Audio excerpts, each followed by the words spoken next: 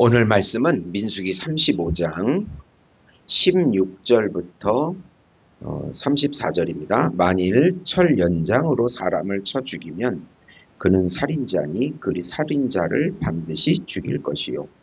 만일 사람을 죽일 만한 돌을 손에 들고 사람을 쳐 죽이면 이는 살인자니 그 살인자는 반드시 죽일 것이요. 만일 사람을 죽일 만한 나무 연장을 손에 들고 사람을 쳐 죽이면 그는 살인한 자니 그 살인자는 반드시 죽일 것이니라. 피를 보복하는 자는 그 살인한 자를 자신이 죽일 것이니 그를 만나면 죽일 것이요. 만일 미워하는 까닭에 밀쳐 죽이거나 기회를 엿보아 무엇을 던져 죽이거나 아기를 가지고 손으로 쳐 죽이면 그 친자는 반드시 죽일 것이니 이는 살인하였음이라. 피를 보복하는 자는 살인자를 만나면 죽일 것이니라.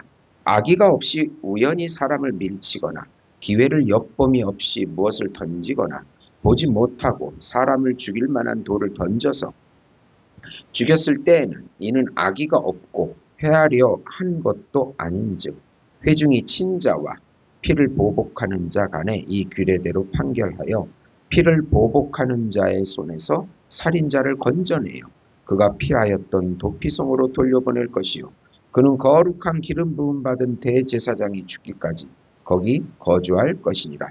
그러나 살인자가 어느 때든지 그 피하였던 도피성 지경 밖에 나가면 피를 보복하는 자가 도피성 지경 밖에서 그 살인자를 만나 죽일지라도 피 흘린 죄가 없나니 이는 살인자가 대제사장이 죽기까지 그 도피성에 머물러야 할 것이니라. 대제사장이 죽은 후에는 그 살인자가 자기 소유의 땅으로 돌아갈 수 있느니라. 이는 너희의 대대로 거주하는 곳에서 판결하는 규례라. 사람을 죽인 모든 자 곧 살인하는 자는 증인들의 말을 따라서 죽일 것이나 한 증인의 증거만 따라서 죽이지 말 것이요. 고의로 살인죄를 범한 살인자는 생명의 속전을 받지 말고 반드시 죽일 것이며 또 도피성에 피한 자는 대제사장이 죽기 전에는 속전을 받고 그의 땅으로 돌아가 거주하게 하지 말 것이니라. 너희는 너희가 거주하는 땅을 더럽히지 말라. 피는 땅을 더럽히나니 피 흘림을 받는 땅은 그 피를 흘리게 한 자의 피가 아니면 속함을 받을 수 없느니라. 너희는 너희가 거주하는 땅 곧 내가 거주하는 땅을 더럽히지 말라. 나 여호와는 이스라엘 자손 중에 있음이니라. 아멘. 참 도피성이신 예수 안에 거하라는 제목으로 은혜를 나누고자 합니다. 사랑하는 성도 여러분, 이 민수기 35장은 단순한 법 조항이 아닙니다. 이 말씀은 인간의 죄가 얼마나 심각한지 그리고 하나님께서 그 죄를 어떻게 다루시는지를 보여주는 중요한 부분입니다. 특히 오늘 본문은 살인에 대한 하나님의 기준을 다루고 있습니다. 그러나 이 말씀은 단지 육적인 살인만을 의미하지는 않습니다. 요한일서 3장 15절은 이렇게 말합니다. 그 형제를 미워하는 자마다 살인하는 자니 하나님은 마음의 미움까지도 살인으로 보십니다. 그러므로 이 말씀은 오늘 우리 모두에게 해당되는 말씀인 것입니다. 우리는 이 말씀을 통해 반드시 깨달아야 합니다. 죄는 반드시 처리되어야 하며 그 길은 오직 하나님께서 정하신 방법뿐이라는 사실입니다. 오늘 우리는 이 말씀을 통해서 세 가지 은혜를 살펴보겠습니다. 우선 하나님은 미움죄나 살인죄에 대해 예수 안에서 회개가 없으면 공의로 심판하십니다. 구약은 먼저 살인의 성격을 구분합니다. 고의적인 살인은 계획적, 의도적인 살인을 의미합니다. 흉기를 사용하거나 미워하여 밀치거나 고의적으로 공격하여 죽인 경우는 살인자로 규정하여 반드시 사형을 처하게 합니다. 이런 경우는 하나님의 공의로운 성품을 보여줍니다. 신약으로서 보면 예수님께서는 미워하는 죄도 살인죄로 규정하고 계십니다. 마태복음 5장 21, 22절에 보시면 옛사람에게 말한 바 살인하지 말라. 누구든지 살인하면 심판을 받게 되리라 하였다는 것을 너희가 들었으나 나는 너희에게 이르노니 형제에게 노하는 자마다 심판을 받게 되고 형제에 대하여 나가라 하는 자는 공회에 잡혀가게 되고 미련한 놈이라 하는 자는 지옥불에 들어가게 되리라고 말씀하셨습니다. 그러므로 우리는 다 고의적인 살인죄를 항상 범하고 있는 것입니다. 우리가 예수 안에 있어야 참 도피성으로 들어가는 것입니다. 그러면 생명을 얻게 됩니다. 좀 더 구체적으로 살펴보면은 쇠 연장으로 쳐 죽인 경우, 돌이나 나무로 고의로 죽인 경우, 이것은 명확하게 살인으로 규정하십니다. 그 살인자는 반드시 죽일 것이라고 말씀합니다. 하나님의 공의는 반드시 실행됩니다. 하나님은 사랑의 하나님이시지만 동시에 공의의 하나님이십니다. 로마서 6장 23절에 죄의 싹은 사망이요 죄는 반드시 대가를 요구합니다. 그냥 넘어가는 법도 없습니다. 미움도 같습니다. 미움도 하나님 앞에서는 살인입니다. 우리는 흔히 이렇게 생각합니다. 나는 사람을 죽인 적이 없다. 나는 괜찮다. 그러나 예수님은 형제에게 노하는 자에게 심판을 받게 된다고, 우리 마음의 미움을 갖는 것도 심판을 받는다고 말씀하고 있습니다. 한 산에서 작은 불씨 하나가 시작되었습니다. 사람들은 처음에는 대수롭지 않게 여겼습니다. 그러나 그 불씨는 결국 큰 산불이 되어 수많은 나무를 태우고 마을까지 삼켜버렸습니다.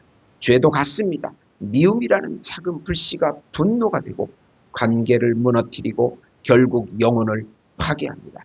사랑하는 성도 여러분, 회개하지 않는 죄는 반드시 심판을 받습니다. 예수 밖에 있는 죄는 해결되지 않습니다. 그러므로 우리는 반드시 예수 안에서 회개해야 하는 것입니다.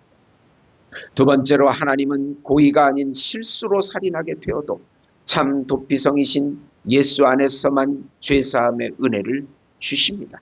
구약은 실수로 사람을 죽인 경우, 즉 우연히 밀쳤거나 의도 없이 물건을 떨어져서 죽게 된 경우입니다. 이런 사람은 과실치사로 판단되어 도피성으로 피할 수 있습니다. 그러나 회중이 판단하고 보복자로부터 보호하여 도피성으로 들어가게 됩니다. 그곳에 대제사장이 죽을 때까지 머물러야 하고 대제사장이 죽으면 자유를 얻습니다. 참 대제사장이신 예수님이 죽어야 우리가 삽니다. 이것이 하나님의 은혜요 자비입니다. 피 흘림이 없으면 죄사함이 없습니다. 우리는 하루에도 고의든 실수든 오해든 무수하게 미워하고 살인합니다. 예수님의 은혜가 없으면 생명을 얻을 수가 없는 것입니다. 도피성은 생명의 길입니다. 도피성은 단순한 도시가 아닙니다. 죽을 자가 살 수 있는 유일한 길입니다. 그곳에 들어가면 복수자에게서 보호받고 생명을 유지할 수 있습니다. 바로 도피성은 예수 그리스도의 그림자이십니다. 히브리서 6장 18절에 앞에 있는 소망을 잡으려고 피하여 가는 우리로 큰 안위를 받게 하려 하심이라. 피하여 간다는 표현은 도피성을 떠올리게 합니다. 예수님은 우리의 참 도피성이십니다. 죄에서 도망치는 자를 받아주시고 정죄에서 보호하시고 생명을 주시는 분이십니다. 갑자기 폭우가 쏟아졌습니다. 사람들은 비를 피하려고 뛰기 시작했습니다. 어떤 사람은 나무 아래 서 있고 어떤 사람은 지붕 없는 곳에 있었습니다. 그러나 한 사람은 튼튼한 건물 안으로 들어갔습니다. 결과는 어떻게 됐습니까? 건물 안에 들어간 사람만 안전했습니다. 도피성도 마찬가지입니다. 예수 안에 들어가야 살 수 있는 것입니다. 예수를 아는 것만으로는 충분하지 않습니다. 예수님을 믿고 그 안에 거하고 의지해야 합니다.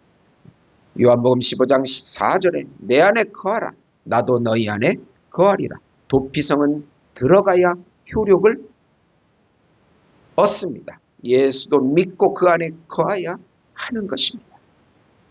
세 번째로, 살인은 돈으로 해결되지 않고 반드시 하나님께서 정하신 죄사함이 있어야 합니다. 구약에서 살인자는 돈으로 형벌을 대신할 수 없습니다. 도피성에 있는 자도 돈을 내고 나갈 수 없습니다. 생명의 죄는 돈으로 해결할 수가 없습니다. 죄의 문제는 반드시 하나님께서 정하신 방식으로만 해결할 수 있습니다. 살인은 피 흘림이고 그 땅은 더러워진다고 말씀합니다. 그 땅은 반드시 피로 속죄해야 합니다. 그 이유는 하나님께서 그 땅에 거하시기 때문입니다. 죄는 개인 문제를 넘어 공동체와 땅까지 더럽히게 됩니다. 하나님은 거룩하신 분이시기에 죄를 반드시 넘기지 않으십니다. 죄를 해결하는 방법은 바로 참 제사장이시고 참 도피성이신 예수님의 죽음입니다. 그 죽음으로 값을 치르고 생명을 얻게 됩니다. 인간의 돈이나 공로가 아니고 예수님의 공로와 예수님의 값과 예수님의 의와 예수님의 은혜로 죄사함을 얻게 되는 것입니다. 세상은 모든 것을 돈으로 해결하려고 합니다. 벌금, 합의금, 보상금, 보석금. 그러나 하나님은 말씀하십니다. 죄는 돈으로 해결되지 않는다. 히브리서 9장 22절에 피 흘림이 없은즉 죄사함이 없느니라. 죄를 사하려면 반드시 피가 필요합니다. 그래서 예수님께서 오셨습니다. 우리 죄를 대신 지시고 십자가에서 피 흘리셨습니다. 어떤 사람이 큰 빚을 졌습니다. 그는 도저히 갚을 수 없었습니다. 그때 한 사람이 와서 말했습니다. 내가 대신 갚겠다. 그리고 그는 실제로 자신의 돈을 지불하고 빚을 완전히 해결해 주었습니다. 이것이 복음입니다. 우리는 갚을 수 없지만 예수님이 대신 갚으셨습니다. 사랑하는 성도 여러분, 우리는 우리 노력으로 구원받을 수 없습니다. 우리의 선행으로 죄를 지을 수 없습니다. 우리의 가진 돈으로 죄를 지을 수 없습니다. 오직 예수님의 피만이 우리의 죄를 씻을 수 있는 것입니다. 결론적으로 반드시 참 도피성이신 예수님 안으로 들어가라는 것입니다. 오늘 말씀은 분명하게 말합니다. 회개 없는 죄는 반드시 심판받는다. 도피성 안에 들어가야만 산다. 죄는 돈이 아니라 필요 해결됩니다. 지금 우리에게 가장 중요한 질문은 이것입니다. 나는 참 도피성이신 예수님 안에 있는가? 교회에 다니는 것과 예수 안에 거하는 것과는 다릅니다. 오늘 결단하십시오. 죄를 붙들고 살지 말고 예수님께 피하십시오. 그 안에 거하십시오. 그럴 때만이 심판이 은혜로 바뀌고 두려움이 평안으로 바뀌고 죽음이 생명으로 바뀔 것입니다. 오늘도 참 도피성 안으로 들어가셔서 예수님만을 의지하셔서 그 주시는 은혜를 누리시는 우리 예수 목장교회 성도 여러분이 되시기를 예수님의 이름으로 축원드립니다. 주님, 우리 죄를 깨닫게 하시고 참 도피성이신 예수님께로 피하게 하시며 그 안에 거함으로 죄사함과 생명을 누리게 하옵소서. 우리나라를 불쌍히 여겨주시고 교회를 불쌍히 여겨주시고 우리 가정을 불쌍히 여겨주셔서 하나님의 은혜가 늘 넘쳐나게 하시고 남아공 예수 목장교회도 잘 건축되게 주시옵소서. 예수님의 이름으로 기도드립니다. 아멘.